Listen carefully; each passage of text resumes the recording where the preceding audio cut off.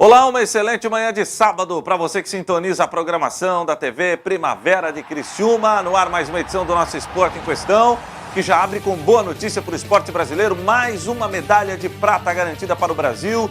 Agora há pouco na canoagem, 1000 metros, o Brasil conquistou a sua medalha de prata. O Isaquias conquistou a terceira medalha em uma única edição de Olimpíada. É o brasileiro que mais ganhou medalhas em uma só edição das Olimpíadas. Daqui a pouco a gente fala mais sobre isso. Tem Criciúma, tem seleção brasileira. Hoje o Brasil decide o ouro contra a Alemanha, meu amigo. Vai ser no Maracanã. Tem a seleção masculina de voleibol que ontem também venceu a sua partida, a Rússia, 3-0. E agora está classificada para a grande final. Tem muito papo sobre a Olimpíada que termina amanhã. Mas os jogos não param por aí no Brasil. Depois das Olimpíadas tem as Paralimpíadas, ou seja, muito esporte ainda para a gente comentar, para a gente trazer para você aqui na TV Primavera. Então aumenta o volume porque está começando.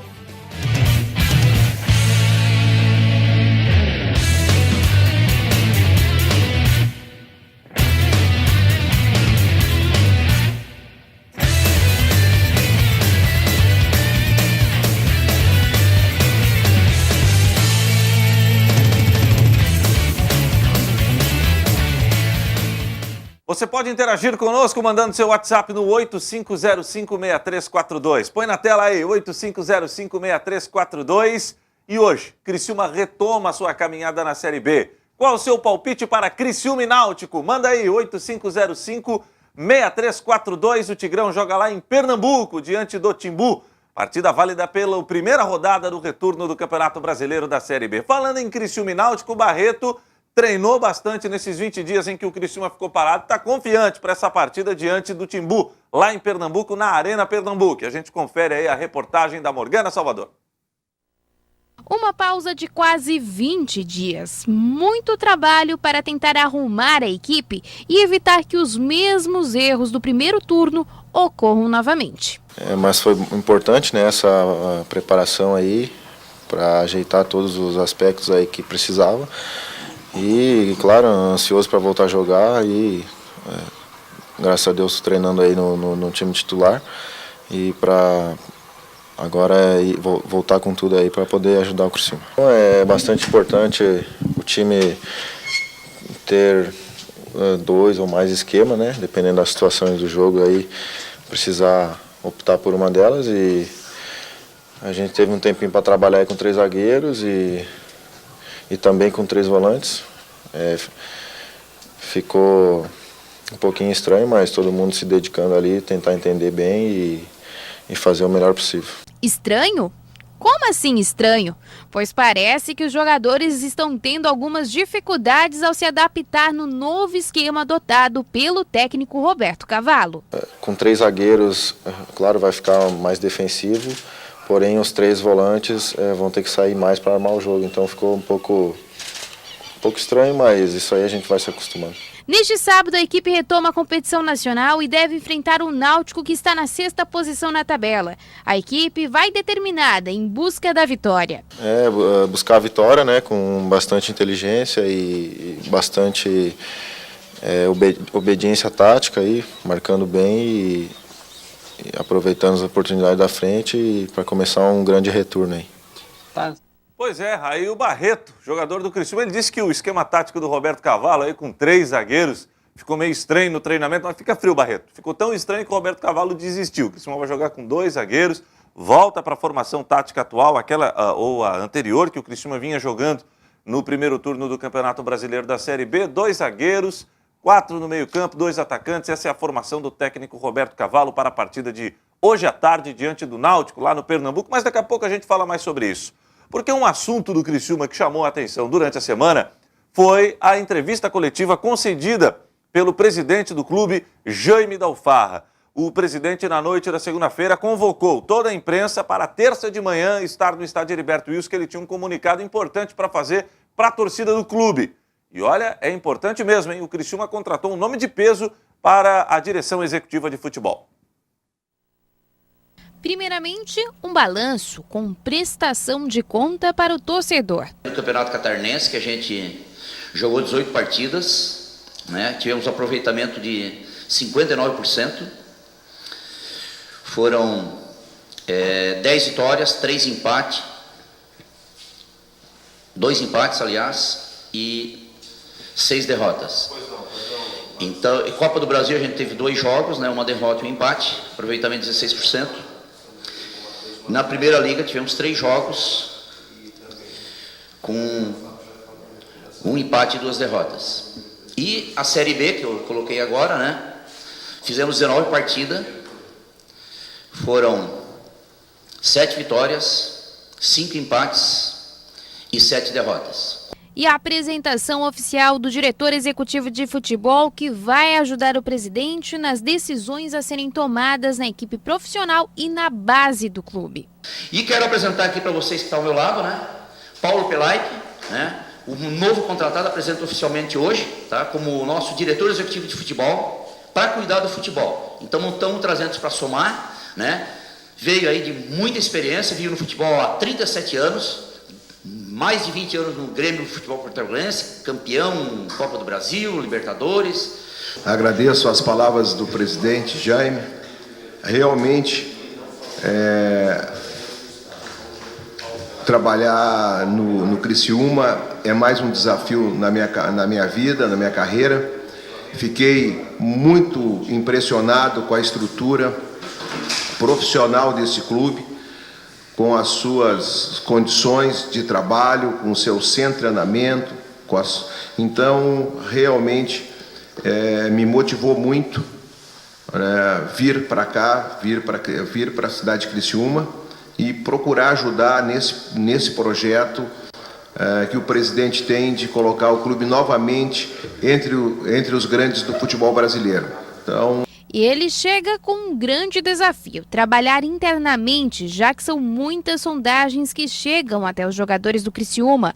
Inclusive, foram negadas todas as conversas que possam tirar peças fundamentais da equipe, como Gustavo e Luiz. O presidente me garantiu que o jogador vai ficar no clube. Foi realmente procurado, foi procurado pelo Palmeiras, foi procurado pelo Cruzeiro, mas que o presidente conversou com o atleta e o atleta está feliz no clube, não quer se respeita, ficou lisonjeado com os convites, mas quer ficar é capitão, é líder, é uma liderança positiva que nós temos e o Criciúma conta com o seu capitão.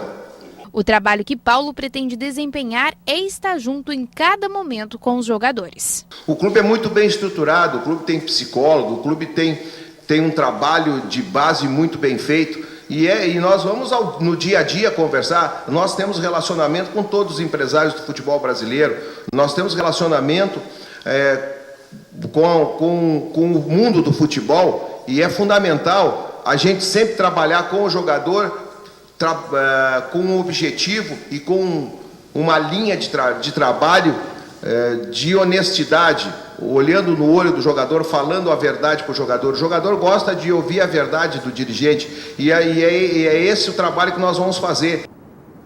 Você pode interagir conosco, 8505-6342. Qual o seu palpite para Náutico e Criciúma hoje? O jogo vai ser às 4 da tarde lá na Arena Pernambuco, em Pernambuco. Agora, com relação ao Paulo Pelaipe, novo diretor executivo de futebol do Criciúma, uma bola dentro aí do presidente Jaime Dalfarra, né? Aliás, era um cargo que estava vago desde que o Jaime Dalfarra substituiu o presidente Antenor Angeloni. O Criciúma precisava de um homem forte no departamento de futebol, um homem que pudesse entrar na sala do Roberto Cavalo, discutir sobre esquema tático com o Roberto Cavalo, ir atrás de jogadores, alguém que tivesse conhecimento do mercado, alguém que tivesse trânsito livre nos grandes clubes do futebol brasileiro, que é o caso do Paulo Pelaipe, que já foi diretor no Grêmio de Futebol Porto-Alegrense, no Clube de Regatas do Flamengo. Aliás, lá no Flamengo, quando ele chegou, o Flamengo não era esse Flamengo de hoje não, com salários em dia, com uma boa arrecadação, com um bom time de futebol. O Flamengo estava com salários atrasados, era aquela confusão do Flamengo. E o Paulo chegou lá, botou ordem na casa, foi campeão da Copa do Brasil, fez um excelente trabalho no Flamengo, bons trabalhos no Grêmio também. É um cidadão que conhece bastante as categorias de base, como funcionam as categorias de base nos clubes. Portanto, acredito eu que o Paulo Pelaipe vai ser aí um profissional de grande serventia para o Criciúma Esporte Clube. O Criciúma precisava realmente de alguém que tivesse pulso firme e autonomia dentro do departamento de futebol. Aí o Emerson Almeida. O Emerson, apesar de ser um um ex-atleta do clube, um jogador que foi extremamente importante para o clube. Ele está começando a sua carreira como dirigente de futebol. Ele é gerente de futebol e continuará sendo gerente de futebol do Criciúma, mas ele está começando a carreira. Então, até nessa situação foi interessante a contratação do Paulo Penaipe, porque o Emerson aprenderá muito com o Paulo e o Paulo vai agregar muito para o Criciúma Esporte Clube. Esta sobrecarga em cima do técnico Roberto Cavalo, que além de ser o treinador da equipe, era o cara que ia atrás de reforços, era o cara que muitas vezes aconteceu isso, dele negociar a vinda de jogador para cá. Eu acho que isso acaba sobrecarregando o técnico, tirando o foco. Roberto Cavalo é para treinar a equipe, Paulo Penaipe vai ser o homem que vai atrás de reforços, vai ser o homem que vai discutir futebol com o técnico Roberto Cavalo, vai ser a palavra forte depois do presidente Jaime Dalfarra no departamento de futebol do Criciúma. Bem interessante mesmo. Vamos em frente aí com o nosso programa, agora falando sobre o Juninho.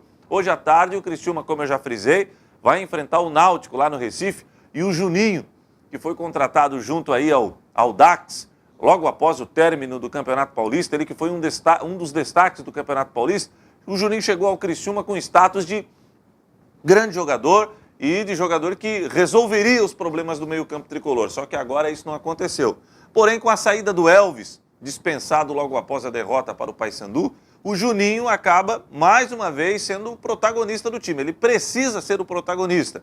E o técnico Roberto Cavalo aposta muito que esse jogador será preponderante para a caminhada do Tigre rumo à Série A.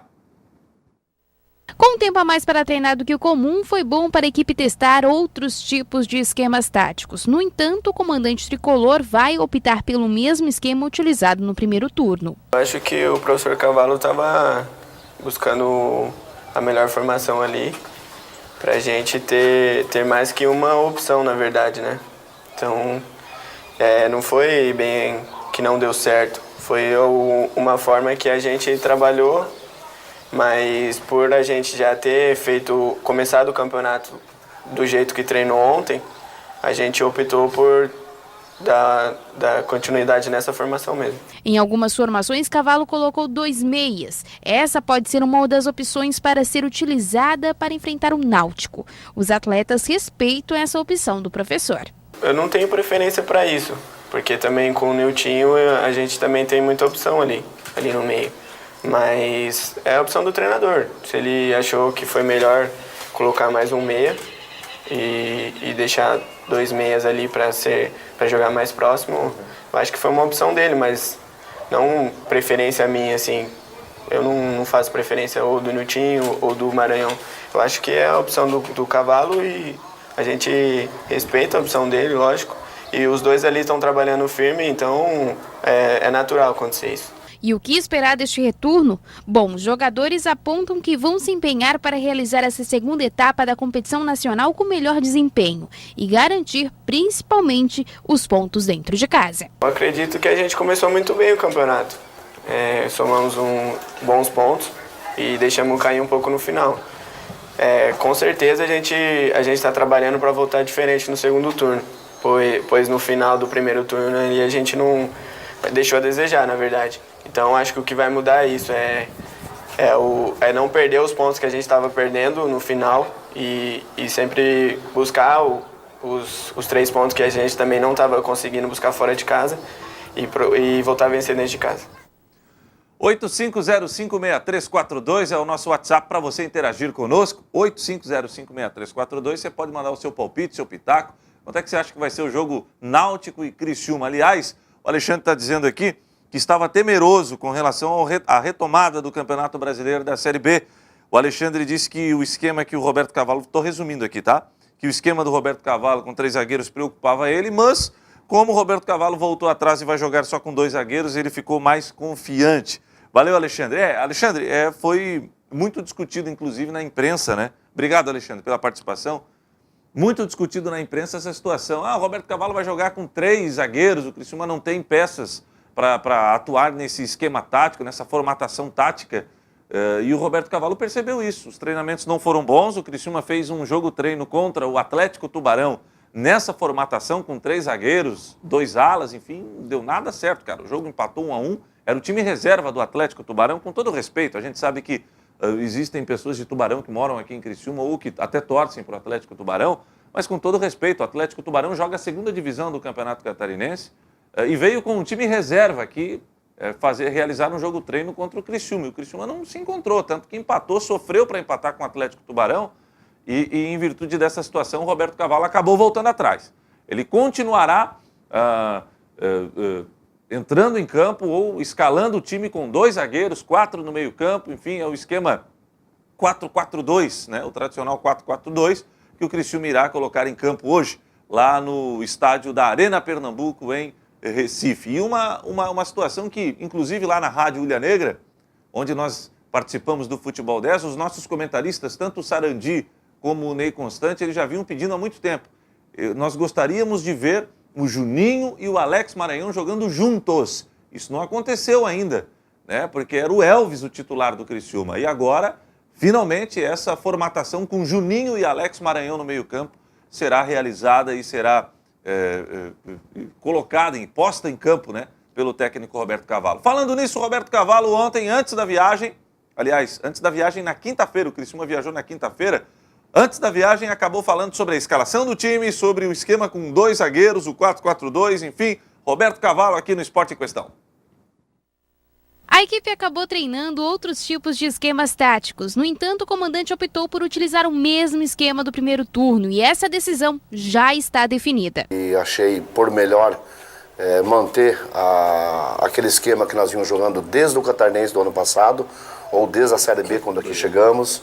Então, essa Série B, eu vejo que ela foi bem proveitosa no primeiro turno, então precisa muito tempo de treinamento para adaptar um esquema diferente. Então, eu voltei à mesma formação, na linha de 4 atrás e com certeza foram bem treinados. O torcedor espera por mudanças, mas apesar de estar utilizando o mesmo esquema tático, segundo o comandante, é possível ver outra postura na equipe. Nós jogamos um turno direto com Elvis, às vezes Juninho, poucas vezes Maranhão. Hoje eu gostei muito do entrosamento de Juninho com Maranhão. São 2 meias de qualidade, o Maranhão muito voluntarioso dentro de campo, né? E volta os 2 volantes, o Barreto e o Douglas, onde estão entrosados desde quando começou a competição. Então nós ganhamos muito com isso. E falando em mudança de postura, os jogadores esperam fazer a diferença nessa segunda etapa para conseguir deixar o Criciúma no G4. A expectativa é a melhor possível, né? A gente teve 2 semanas de preparação forte, trabalhamos bastante para corrigir o que erramos no primeiro turno do Campeonato Brasileiro. Eu acho que a cobrança da parte do presidente ela é válida, porque o objetivo do Criciúma no segundo semestre é muito grande, que é o acesso. E eu acho que todo tipo de apoio, todo tipo de cobrança ela é válida. Nós jogadores entendemos da melhor forma possível.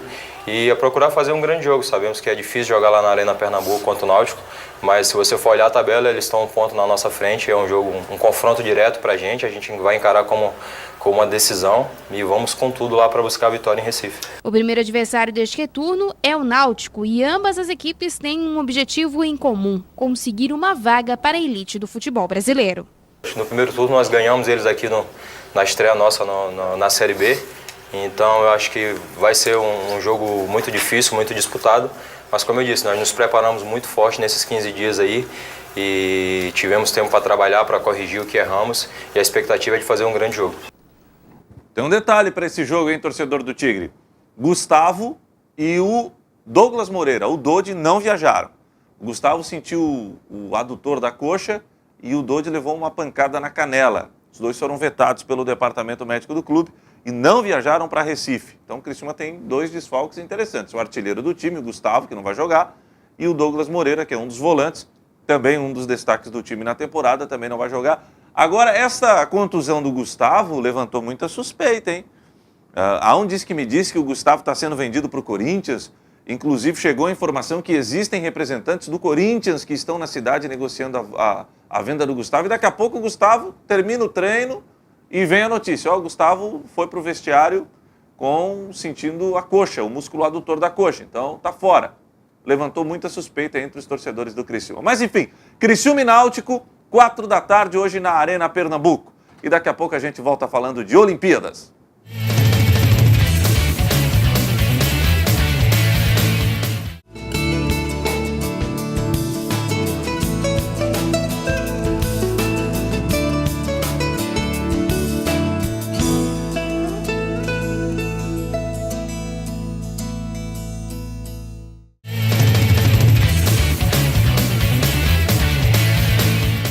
Ó, a gente parou de falar do Criciúma, parou não, hein? Você continua mandando seu WhatsApp aí no 85056342, dando seu palpite para o jogo Criciúma e Náutico. Ei, tá confiante? Qual é o seu palpite? Náutico e Criciúma hoje, 4 da tarde, lá no Recife, lá em Pernambuco, lá na Arena Pernambuco, estádio de Copa do Mundo. O Tigre já ganhou lá do Náutico, hein? Foi em 2013, 1-0, gol do Wellington Paulista pelo Campeonato Brasileiro da Série A. As duas equipes na época estavam na Série A, depois despancaram para a Série B e agora reeditam esse jogo na Série B do Campeonato Brasileiro. Vamos falar de Olimpíada. O Brasil conquistou uma medalha nas Olimpíadas de ouro que ninguém esperava. Boxe. Aliás, meu amigo, o nosso lutador foi espetacular. Venceu um francês na grande final e emocionou o país com a medalha dourada, a medalha de ouro. Vamos conferir. Um campeão que fez história. Robson Conceição se tornou o primeiro boxeador brasileiro a ganhar uma medalha de ouro na modalidade olímpica. A vitória veio após 3 rounds contra o francês Sofiane Oumirra. Robson venceu todos. Antes de fazer história no Rio de Janeiro, o atleta sofreu 2 eliminações precoces nas Olimpíadas de Pequim em 2008 e de Londres em 2012. Na conversa com os jornalistas, lembrou da infância difícil em Salvador e das barreiras que teve de superar. Mas o ouro chegou e com um gostinho ainda melhor. Demorou de vir, mas chegou e da melhor maneira possível, em casa e com o apoio de todo o público e torcida brasileira. A virada na carreira de Robson Conceição contou com o apoio do Programa de Alto Rendimento dos Ministérios do Esporte e da Defesa. O baiano, de 27 anos, é atleta Bolsa Pódio e sargento da Marinha. Fiquei distante da confederação por 2 anos e estava quase desistindo de continuar seguindo pelo meu sonho, estava sem apoio nenhum, né? E tinha que ajudar a família de alguma forma. E a Marinha apareceu em minha vida, né? Com esse projeto de inclusão social. E foi onde minha chama reacendeu de novo e eu pude continuar seguindo. O apoio para o atleta é tudo, né? Porque você tem que treinar em alto nível, viagem, treinar com bons materiais e sem incentivo, sem apoio, o atleta não chega a lugar nenhum. Olha aqui, ó, tem muita gente falando dessa situação aí que os atletas militares que estão batendo continência para a bandeira, que, cara, o Brasil pegou essa mania de polemizar tudo, né? Eles queriam o quê? São militares, eles vão prestar continência à bandeira aí, não tem nada a ver com ditadura, não tem nada a ver isso. Continência à bandeira é sinal de respeito. E ainda mais militar bate continência à bandeira. Não tem nada de errado nisso. Eu não sei por que essa polêmica toda, levantada por meia dúzia de jornalistas aqui no Brasil, que estão aí, né, num dodói danado aí, desde que a presidente Dilma Rousseff acabou sendo afastada do cargo. Ó, vamos ser mais parcial aí, né, gente? Ou mais imparcial, melhor dizendo, deixar de ser menos parcial, né? É possível. Porque é um projeto fantástico das Forças Armadas. Esses atletas, eles treinavam e tinham que se virar com um emprego fora, trabalhar, enfim, porque só o dinheiro dos patrocinadores não era o suficiente para que eles pudessem se manter. Como eles aceitaram participar desse projeto do Exército, é um projeto voluntário, que qualquer atleta pode se inscrever, ele vai precisar passar por alguns requisitos e se passar nos requisitos, o Exército adota ele. Ele é absorvido no Exército como 3º sargento e ali começa a desenvolver a sua atividade esportiva. Ele tem um salário de 3 mil e poucos reais, mais os seus patrocinadores, local para treinamento, aliás, uma boa estrutura que o Exército oferece, e ele vai ter direito a soldo militar, vai ter direito à aposentadoria, enfim, ele vai se preocupar apenas em treinar. Antes ele tinha que treinar e se preocupar em como ele iria conseguir o sustento para sua família. Agora não, ele vai só se preocupar em treinar. Ele é atleta do Exército, o Exército banca, o Exército dá salário, o Exército dá aposentadoria, o Exército dá soldo militar e ele vai treinar. E os resultados estão aí. A maioria esmagadora dos atletas brasileiros que conquistaram medalhas nos Jogos Olímpicos, eles fazem parte deste projeto fantástico das Forças Armadas. E esse projeto precisa continuar. Precisa mesmo, porque esporte tira das ruas, esporte abre projeto social, esporte oportuniza e quanto mais pessoas envolvidas com o esporte, em projetos sociais como esse, né, do Exército, menos pessoas estarão envolvidas com tráfico de drogas, com a criminalidade, enfim. Eu espero que o Exército amplie esse projeto, não só para atletas que já vinham treinando, atletas que já tinham a sua modalidade definida, mas também em crianças, fazendo um projeto social lá com a criança, com a base, porque aí nós vamos começar a arrumar esse país através do esporte, da cultura, da educação. Ó, nota 10 e eu sou a favor da continência aí para a bandeira nacional. E chega de mimimi. Vamos em frente. O que eu vou falar agora? Ah, hoje tem a final do futebol, né? Brasil e Alemanha. Tem gente que lembra do 7-1 da Copa do Mundo, eu prefiro lembrar da final da Copa de 2002, quando o Brasil, com 2 gols do Ronaldo, foi campeão em cima da Alemanha. Mas a repercussão desta final do futebol aí, meu amigo, tá grande no Brasil, hein? Hoje à tarde no Maracanã, Brasil e Alemanha. O ponto forte do time brasileiro tem sido a defesa, que até agora não tomou nenhum gol na Olimpíada.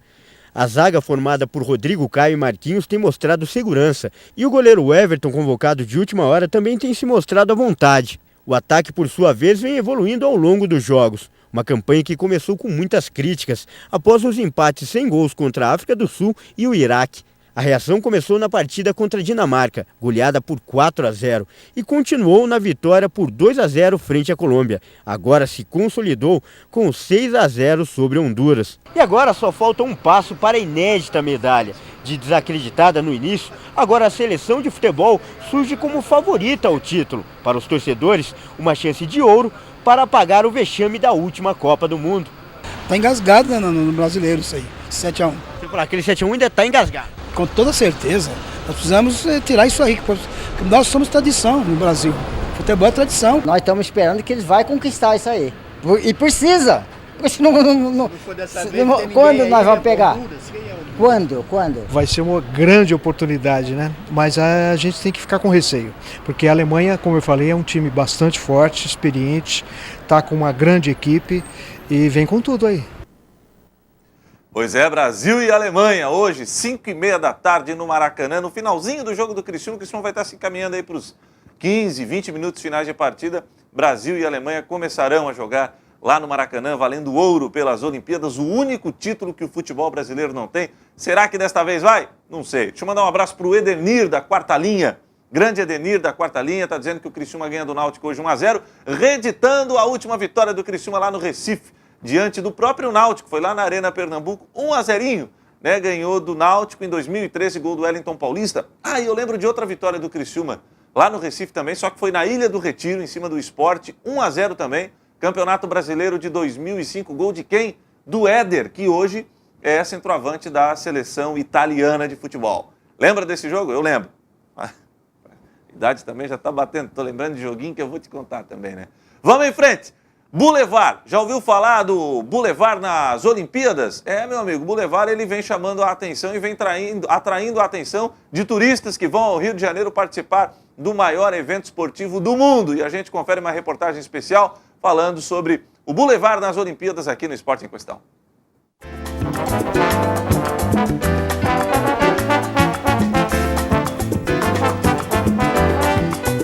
É gente que não acaba mais. Se botar na ponta do lápis, desde que os jogos começaram, vai dar 1 milhão de pessoas passando por aqui. O que a região portuária do Rio tem a ver com as Olimpíadas? Tudo! Esse espaço só foi criado por causa dos jogos e rapidamente atraiu mais gente do que as praias cariocas. É claro, é novidade numa cidade que está tão diferente. Só que conseguir caminhar nesse trajeto de 3 quilômetros está mais difícil do que conquistar uma medalha dentro da arena. A disputa por aqui está acirrada também. O Boulevard Olímpico é um espaço de convivência que está atraindo a torcida que não quer ficar só na arquibancada. Cada um desses armazéns reserva uma surpresa esportiva, com opções de lazer para a família toda. A gente está se ambientando, localizando os armazéns, conhecendo as casas. A gente não sabia muito bem o ponto, a gente está indo para a NBA House, né? Então, vamos ver o que a gente vai encontrar lá. Bem legal, espero que se mantenha, né? Assim, que é entretenimento para todo mundo, criança, todo mundo gostando, bonito, limpinho. Dá para ficar o dia inteiro aqui ou dar aquela passada rápida antes de ir para o estádio. Não, a gente está aqui e a gente vai para o jogo ainda. A A gente veio aqui para conhecer, porque senão não ia dar tempo, e daí de noite a gente vai para o jogo.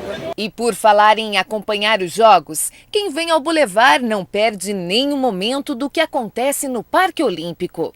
Medalha de ouro para a torcedora de 10 anos que conseguiu trazer o pessoal de casa para cá. Por que a família toda veio assistir o jogo aqui? Porque aqui é muito divertido e também aqui tem uma paisagem muito linda. Quem gosta de ver tudo pela TV conta com um telão bem grande. Só não tem o conforto do sofá da sala, mas tem sempre alguém disposto a receber mais um convidado no cantinho improvisado. A bandeira no chão é da Silvana, que pelo jeito acaba de fazer novos amigos. Então, a gente está aqui, as Olimpíadas é uma época de confraternização entre os povos, né? Então aqui na nossa bandeira temos a bandeira do Brasil no verso e na frente a palavra paz. E aqui nós estamos fazendo uma confraternização entre nós mesmos brasileiros, porque o Brasil precisa disso, de paz. O mundo precisa de paz. Eu vim perguntar, minha irmã, meu marido, se a gente podia sentar aqui. Ela foi muito legal, disse, olha, pode sentar. Então isso aí emociona. Aqui a gente tem um contato com o povo, a gente está mais junto, a gente está vendo essa festa, essa alegria como um todo. A gente veio andando e vários grupos cantando, teve um grupo de forró espetacular lá do Nordeste. Então isso é uma festa, é lindo, lindo, lindo, lindo. E se você acha que só os brasileiros estão aproveitando esse clima, esse turista de Israel explica que já esteve aqui 20 vezes, mas desta vez está sendo especial, foi a melhor. A cidade é linda e ele adora o afeto do povo brasileiro.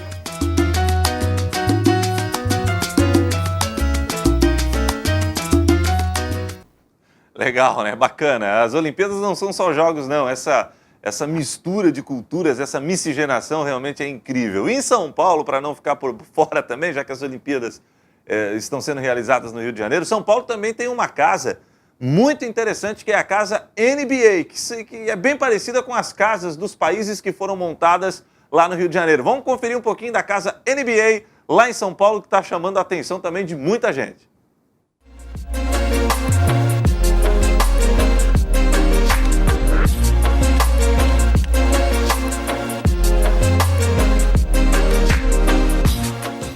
A região central do Rio de Janeiro voltou a ser frequentada pelos cariocas e grande parte dos turistas que vieram para Rio 2016.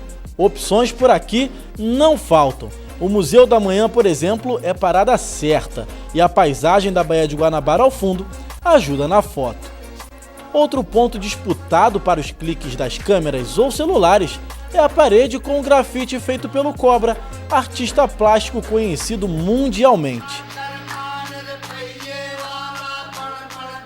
Para quem é fã de basquete, uma atração em especial tem chamado a atenção de quem vem para a Praça Mauá, a NBA House ou simplesmente a Casa NBA. Para entrar, a tarefa não é fácil, mas não chega a desanimar ninguém. Afinal, 1 hora na fila pode valer a pena. Eu tô 1h30 na fila já, mas a expectativa é boa, porque a parada da NBA é maneira, né, cara? Pô, quem curte a NBA, pô, vem que vale a pena, porque ficar na fila esse tempo todo é tranquilão, mas tá andando legal e, pô, vale a pena, vem curtir que tá maneiro.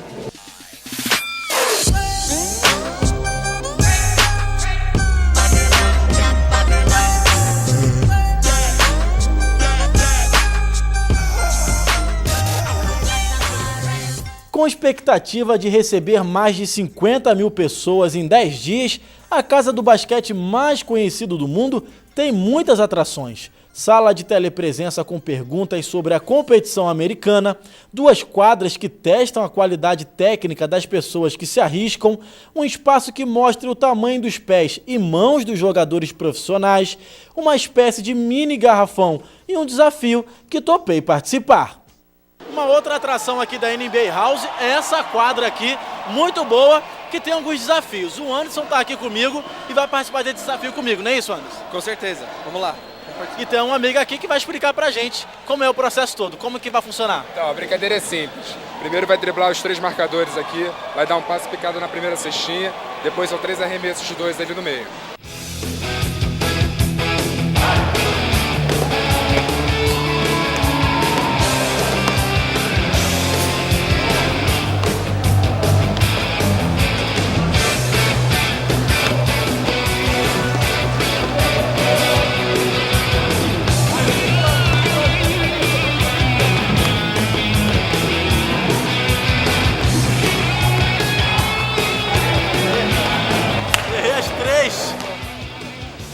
comecei bem, mas na hora lá da sexta me compliquei. O que tu achou, Anderson? Nossa, eu achei que ia ser mais fácil, mas foi bem difícil, viu? Eu zerei, errei tudo. Tu acertou alguma? Acertei só uma, na bandeja ali no final. Mas bem legal, hein? Obrigado, Anderson. Obrigado. Nos intervalos de alguns jogos da NBA, existe o tradicional show de enterradas. Lógico, isso não poderia faltar no Rio. Acrobacia, música e cestas fizeram a festa de quem assistia.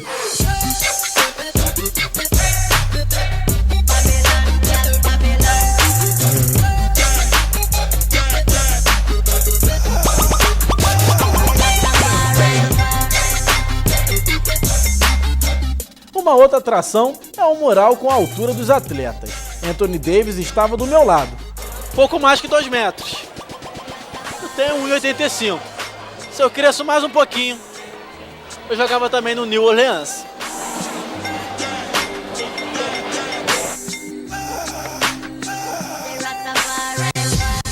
E se perguntar, todos têm um motivo da visita na ponta da língua.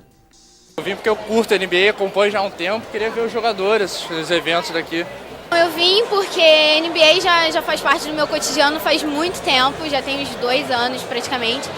E eu queria vir para assistir o show das enterradas, receber prêmios e participar um pouco mais, né? Porque não é todo dia que tem um evento tão grande desses no Rio de Janeiro. Pode vir, vem com a família, tem programação para todo mundo. Criança, tá perfeito, tá legal. Show de bola, cada evento legal. E a Casa Qatar também está chamando a atenção dos turistas lá no Rio de Janeiro. Aliás, essa experiência da troca de culturas entre os povos é uma programação bem bacana para quem já foi nos Jogos Olímpicos. Vamos conferir. Salam! Sejam bem-vindos ao Catar. Ao entrar nesse pedacinho do Oriente Médio em terras brasileiras, o visitante faz uma verdadeira viagem pelas 1001 maravilhas do mundo árabe. Achei muito interessante exatamente por ser tão diferente, tão longe, tão difícil da gente conseguir visitar um dia. E eu adorei, achei lindo, as pessoas são muito educadas, a cultura é tão diferente, eu adorei. A gente está adorando, na verdade, quer dizer, tem toda uma Olimpíada acontecendo, que a gente está curtindo bastante. E ainda tem essas casas, que é sempre algo a mais, que faz a gente aproveitar mais ainda todo esse período olímpico aqui no Brasil. Até o perfume dos ambientes lembra a essência do país. É uma experiência sensorial. A calorosa hospitalidade qatari faz um convite para conhecer os sabores de uma cultura única. Nesse palácio, a música não cessa.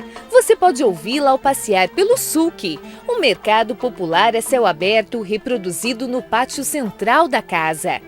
Para celebrar esse momento, posso gravar na pele uma tradição milenar adotada em datas festivas.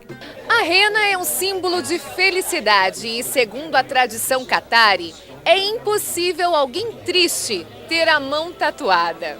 Todos os desenhos que agora enfeitam as mãos das brasileiras passaram pelo crivo da realeza do Catar.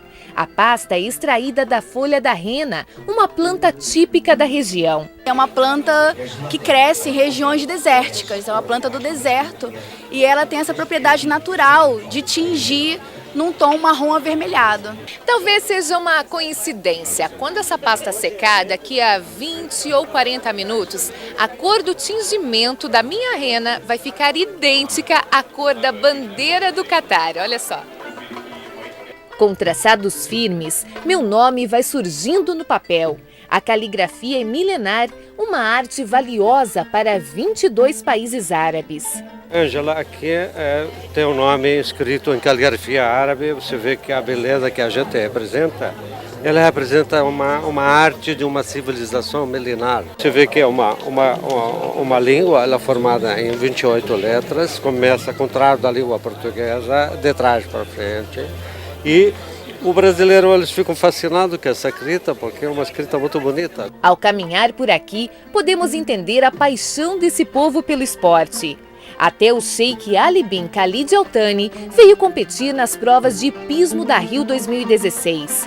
Mesmo enquanto participa das Olimpíadas, o país já está construindo os estádios para sediar a Copa de 2022. O Catar é apaixonado por esportes e nós acreditamos em seu poder para transformar vidas, explica Asma Altani, que faz parte da realeza e é diretora de comunicação do Comitê Olímpico do Catar. De todas as casas instaladas na cidade, a Beit Qatar é uma das mais ricas e luxuosas. Traz a alma do país do Golfo Pérsico direto para o coração do Rio de Janeiro. Existem muitas diferenças entre os dois países, mas também existe muita similaridade. Asma diz que percebeu que a hospitalidade do Brasil é muito parecida. Assim como o amor pela gastronomia e pela música, só expressamos de um jeito diferente. Ela diz que o Brasil é como o Catar, que ama a vida e que é lindo ver tanta gente interessada e aceitando a cultura árabe. Por falar em aceitar uma cultura tão diferente, flagrei um casal carioca que parece estar querendo mudar de lado. O que você achou da roupa? Me conta um pouquinho.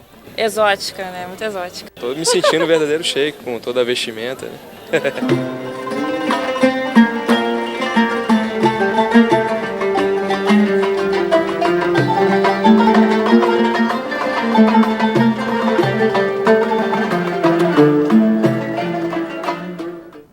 Legal, show de bola. E daqui a pouco a gente retorna com o último bloco do Esporte em Questão, ainda falando sobre Olimpíadas.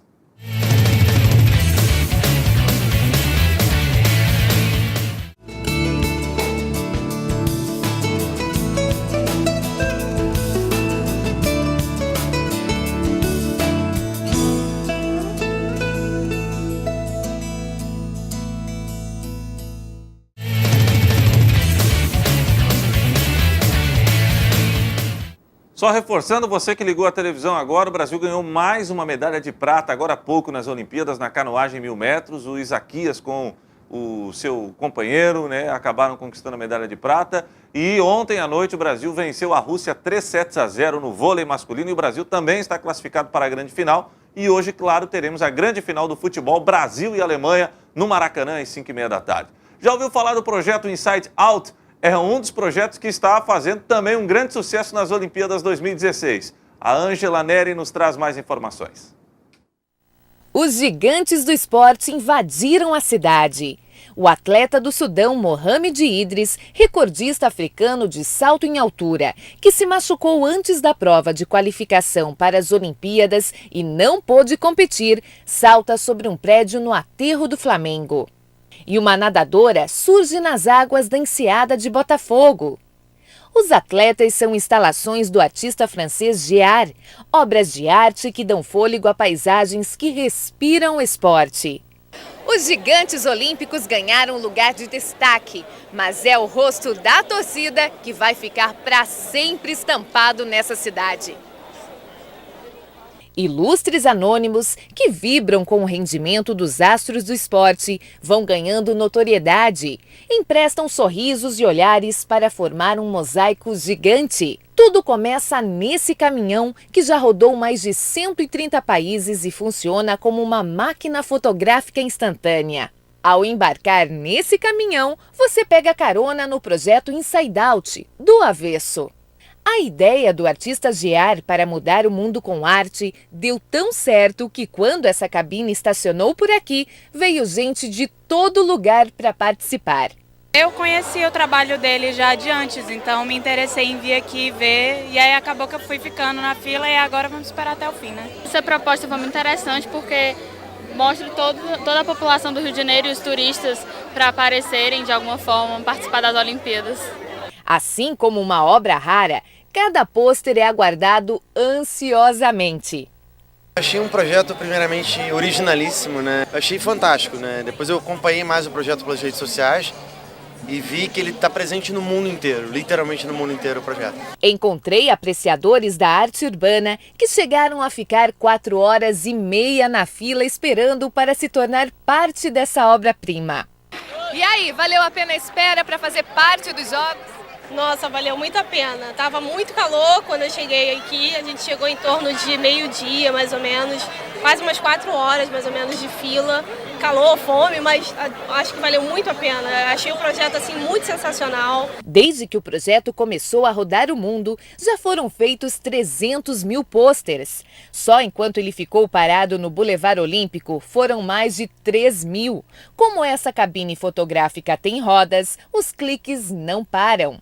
Lá no Maracanã, se você for assistir qualquer jogo dentro do Maracanã ou no Maracanãzinho, vocês vão ver as 1.800 fotos que a gente tirou lá, que está cobrindo as rampas de acesso, várias áreas do Maracanã. Aqui no Boulevard Olímpico a gente fez 2 instalações enormes, uma no piso aqui da praça e uma cobrindo fachada de 3 prédios que estão aqui na nossa frente. E lá na Vila Olímpica ainda é uma surpresa, vai ser uma instalação especial lá. Se é para virar a arte do avesso e mandar um recado para o mundo todo, a repórter aqui não vai ficar de fora dessa instalação. Legal.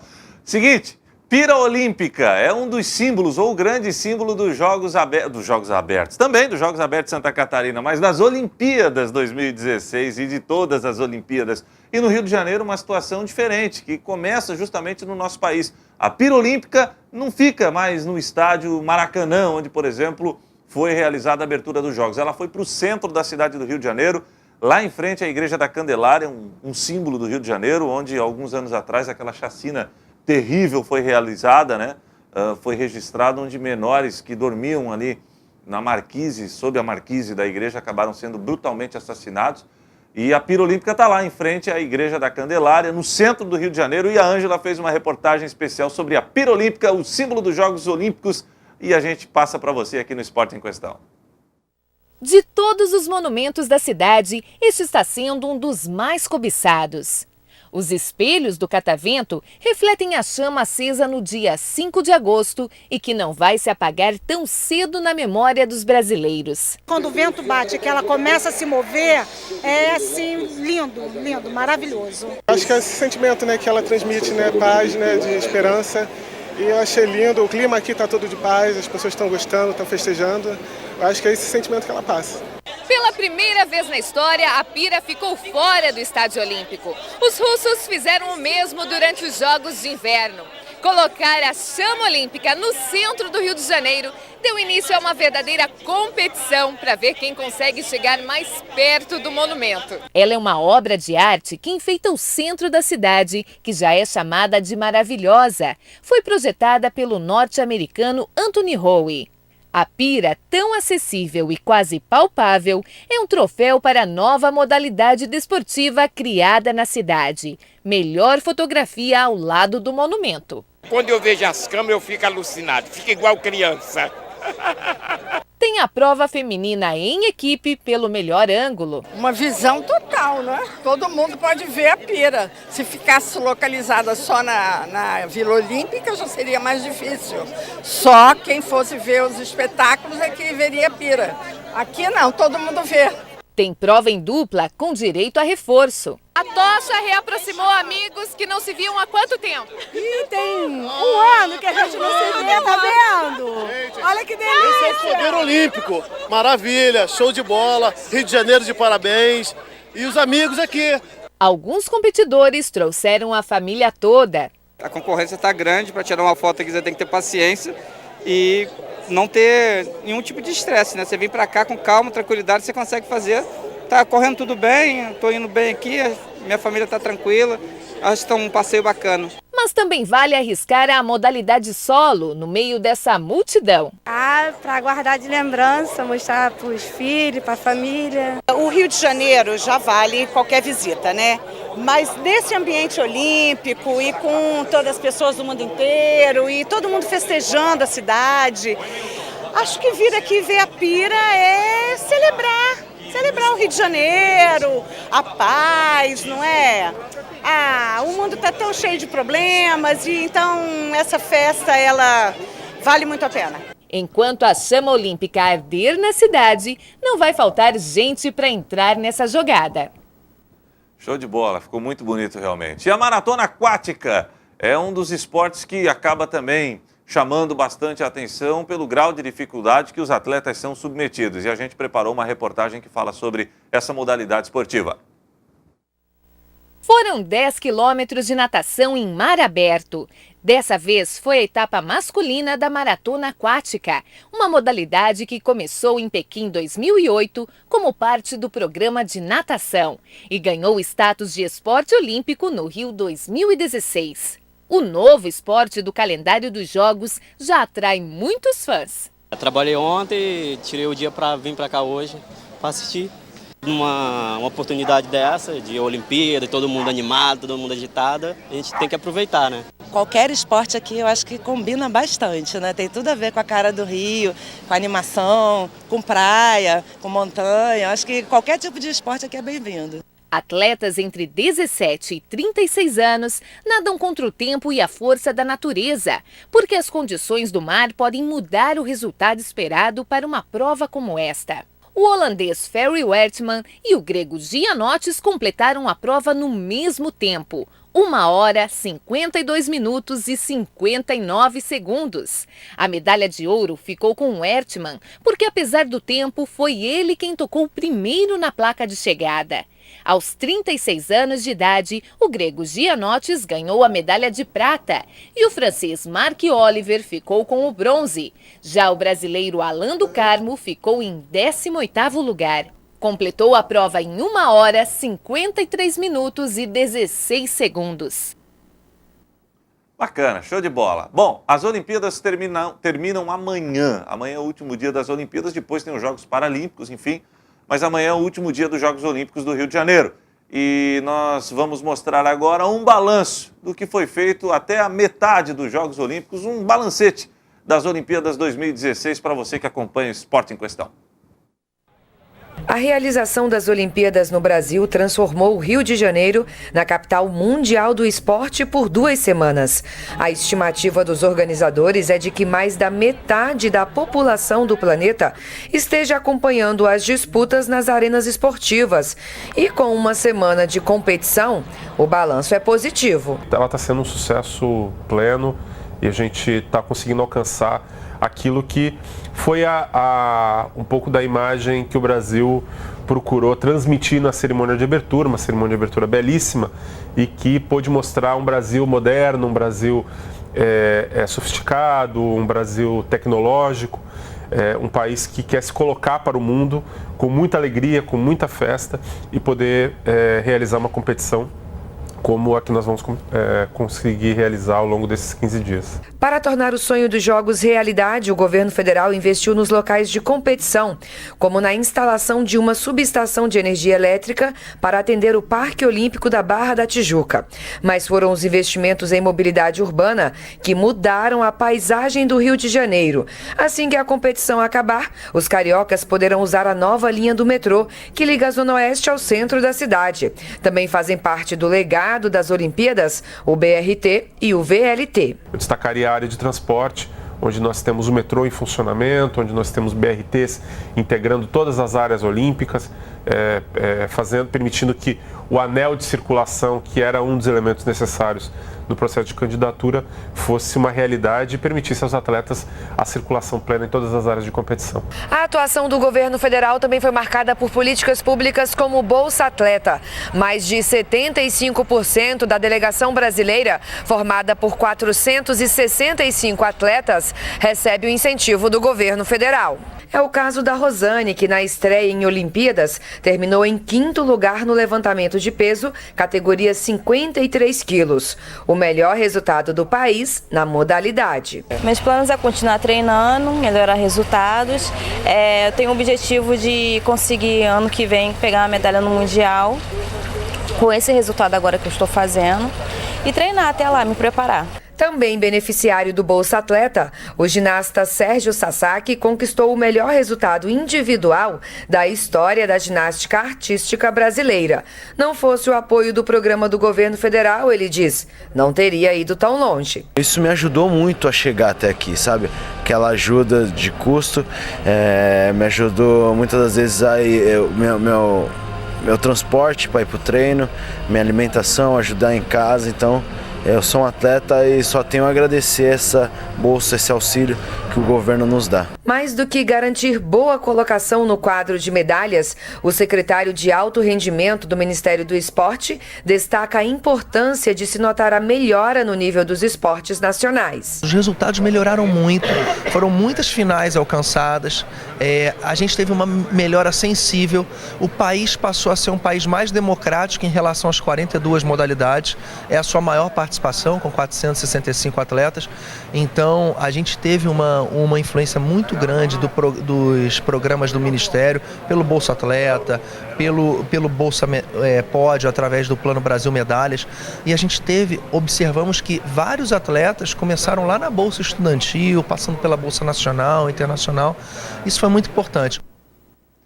Legal, olha gente, hoje 4 da tarde, Náutico e Criciúma pela Série B do Brasileirão e às 5h30, Brasil e Alemanha, final das Olimpíadas 2016. Dali Brasil, Dali Tigre, um abraço para todo mundo, Deus abençoe e até sábado. Tchau, galera.